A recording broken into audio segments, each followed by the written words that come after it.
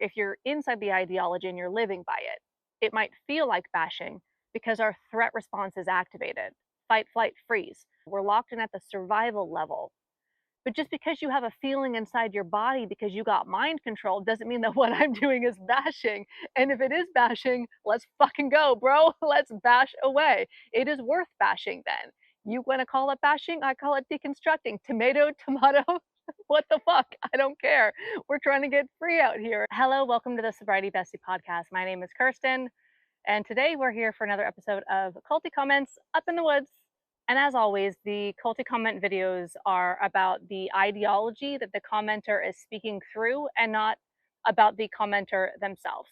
I certainly was fully indoctrinated into AA ideology and was a true believer.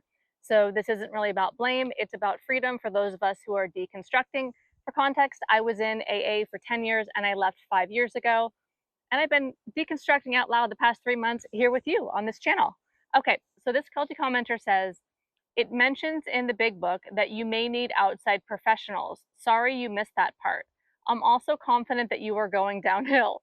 Meetings have a personality. Find a different one. Your bashing is on you. Good luck. So this is a little bittersweet, sweet and salty, a little spicy. So sorry you missed that part. No, I didn't miss the part about the book is great and good, and therefore I should go find another meeting because meetings have personalities. The ideology inside the big book of Alcoholics Anonymous is in of itself, as we've talked about in multiple episodes on this channel, it's actually toxic. The core of AA is toxic in and of itself. It is about surrendering to a power outside of yourself, essentially. It's a culture of confession where you are supposed to be sharing your secrets in meetings with your sponsor in the step work and to other people that you meet with. It's about free labor where you're supposed to be meeting up with other people, helping out in meetings, sponsoring, and doing all sorts of free commitment work inside Alcoholics Anonymous because service keeps you sober as part of the ideology. But in the reality, service keeps the system in place. It perpetuates itself through the free labor. If we didn't get exploited inside Alcoholics Anonymous for free labor, it would not continue. There would be nobody there. Okay, sorry you missed that part. No, I didn't miss any part. I think, interestingly enough, what the culty commenters miss is that the people out here talking about freedom and deconstructing AA, getting AA ideology out of our mind, the culty commenters are missing that part. They're missing the part that there's a lot of us out here. It's not just like one dissenter, it's a lot of us. And what I don't really understand at all is why they don't take the time to scroll the comments just a little bit, or maybe they did and their cognitive dissonance won't allow them to see what's actually inside the comments. But they can't scroll a little bit to see that somebody else other than them has a different worldview than them, and that maybe other people have had their own opinions of the ideology in and of itself, separate from their own traumas or problems that they had, specifically their anecdotal experiences in AA, which is very separate from the fact that the entire construct of AA is harmful in and of itself. So I'm sorry you missed the part that some of us are out here deconstructing and we're getting free, and a lot of us wish that we woke up sooner, but we also know that a lot of us might not have been able to wake up sooner. When I was a true believer in AA, I'm not sure that there's something that somebody could have said that would have made me pop out of it. I don't know. I don't know if that's how brainwashing works. I'm still learning about all this deconstructing stuff alongside you on this journey, and I'm here deconstructing out loud with you. When I do a deeper, even deeper dive into brainwashing, maybe I'll have more information. I do want to understand the science of it all and stuff. I'm super fascinated in all this stuff. And because of how much freedom and how much mind control has left me because of the work I've been doing these past several months with you on this channel, I'm motivated to keep going. I like deconstructing now because I keep waking up to more of me, more freedom, less of AA living inside me. I had no idea that I still had so much AA living inside me. So, bro, I'm sorry you missed that part that we're out here getting free. I'm sorry you missed that part that there is no fatal progressive disease. I'm sorry you missed the part that you're being exploited through free labor. I'm sorry you missed the part that the forever recovery idea is not a fact. It's a theory and an idea based on a 1930s cult religion, Alcoholics Anonymous, not based on modern science. I'm sorry you missed that part. And I'm not saying that to be like an asshole. I really am. I'm sorry that we can't break through to these people that could and probably would enjoy the freedom out here. Now, maybe not everybody needs to like leave being in recovery. I'm no longer in recovery, right? When I left AA in 2020, I left being in recovery. And maybe some people do want to stay or need to stay in recovery forever. Fine, fine. But it's being trapped inside the ideology. To me, I always think of it like it's being the prisoner and the guard at the same time, and then getting very angry at, and let's use their terminology, bashing anybody who suggests that the door is open to the jail and you could walk free. Because when we're inside the ideology, isn't it like that? That we're not only the prisoner, but we're also the guard. We are the warden. We are the one keeping it locked into place because it lives inside our minds. It's not our fault. That's how thought reform works. That's how we get trapped in the system forever. So I'm sorry you're missing that part, that we're out here getting liberated. Genuinely. Okay, then he continues, I'm confident that you are going downhill. Okay, what? Who the fuck are you, bro? Like, what do you mean you're confident that I'm going downhill? This is the craziest thing ever. You don't know me. You know nothing about me. All you know is that I left AA and I'm helping people deconstruct AA ideology through free content on the internet. That's like literally all you know about me. Maybe you heard the part that I was in AA for 10 years and I left 5 years ago and I haven't had a drink since September 2009. So maybe you heard a little bit, but how much did you hear like in a 1 or a 3 minute video, bro? Because this one was from TikTok. And so you're confident I'm going downhill. That's not confidence, that's delusion. That's projection, that's fantasy, that's magical thinking. Meaning, magical thinking is thinking that you have this magical answer, your higher power and Bill's 12-step cult religion to solve your problem, which is essentially made up alcoholism, untreated alcoholism, dry drunk, alcoholic thinking. These aren't actual, like, real things. The disease is not in the parking lot doing push-ups. No diseases ever do push-ups in parking lots. So you're confident I'm going downhill. So many of us leave, and we are doing so much better after AA. I am doing so much better after AA. I get comments all the time from people like you who are reporting that ever since leaving AA, you've been doing so much better with your mental health, with your emotional health, with your overall like internal well-being. Some people even say that AA was making them suicidal or that was making them very, very like struggle a lot. I loved AA when I was in it, but when I left AA and started deconstructing, that's when I really started waking up to a lot of the freedoms, getting rid of the fear, like that you're going to die if you leave or you have a fatal progressive disease and all the other baloney. So you're confident I'm going downhill. That's a bummer because that is just another lock in your coffin inside the ideology.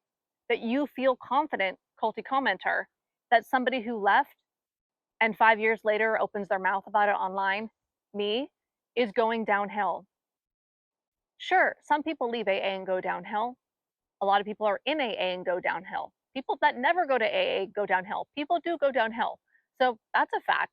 People who are suffering from alcohol addiction can go downhill. But the fact that I'm going downhill because I'm dissenting and you're confident about that, that's just delusion. But it keeps the ideology in place because remember, Alcoholics Anonymous is a closed system. So in order to understand the world inside the closed system of AA, anybody who proves the system wrong has to be discredited. Either they were never a real alcoholic, or they're going downhill, or you're confident their life is going to suck, or whatever.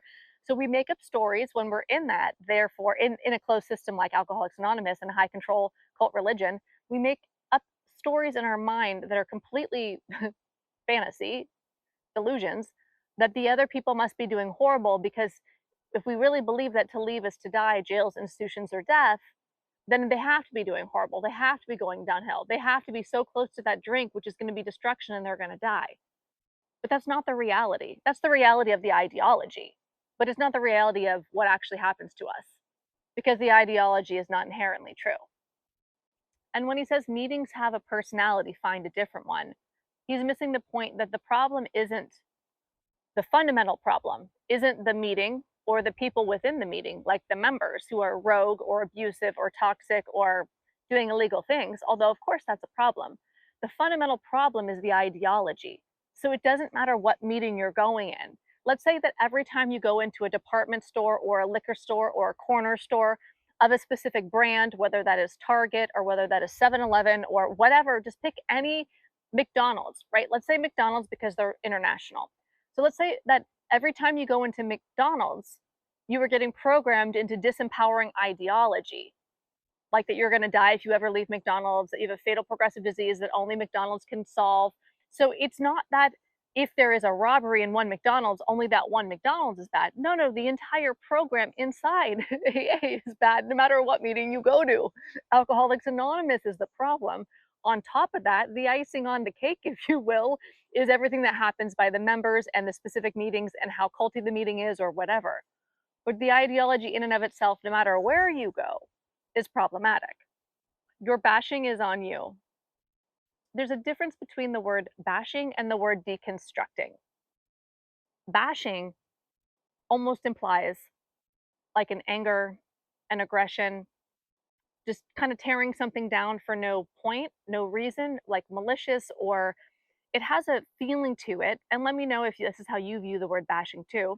But it has a feeling like it's malicious or thoughtless, or that there's something wrong with it or something wrong with the one that is doing it. And bashing is a word that we use generally. If someone's bashing a religion, they're bashing a politician. I see that word bashing all around.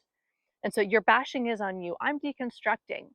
But deconstructing an ideology would look like it's malicious, it's bad, or I had a problem with the program or whatever. If you're inside the ideology and you're living by it, you're going to see it as offensive or as a threat. It's going to feel neurologically, because when we get deep into the ideology, like I was, if somebody is dissenting or deconstructing out loud, it might feel like bashing because our threat response is activated. Fight, flight, freeze. We're having a threat response because we believe the ideology is true. We're locked in at the survival level. But just because you have a feeling inside your body because you got mind controlled doesn't mean that what I'm doing is bashing. And if it is bashing, let's fucking go, bro. Let's bash away. It is worth bashing then. You want to call it bashing? I call it deconstructing. Tomato, tomato. What the fuck? I don't care. We're trying to get free out here. And it's fine if you don't understand us. But ironically, if you did, you would actually be on Team Freedom too. But nothing I say is if with the intention of trying to change a mind. I don't really even think that that's possible without coercive control. Coercive control is how AA changes minds. I'm not interested in any of that.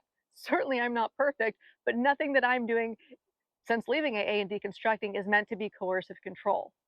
This is all about freedom. Enough out of me.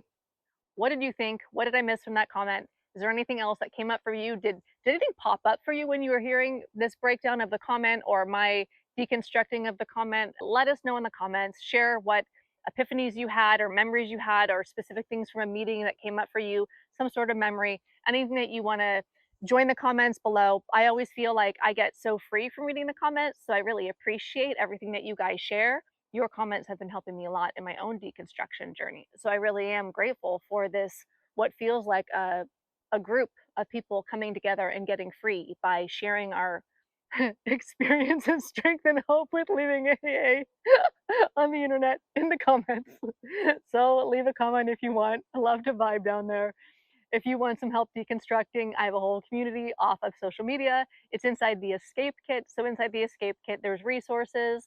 A lot of it's pulled from YouTube in an order that can really help you deconstruct, especially if you're in the beginning, the very beginning of the first couple of years, or quite frankly, 5 years in, this stuff was really helping me. There's also downloadable stuff. And then there is a community of people deconstructing together in this app. So if that's something that you want, check the link below for the Escape Kit. And I'll see you in the next video. Yeah, let's get free, bitches. Bye.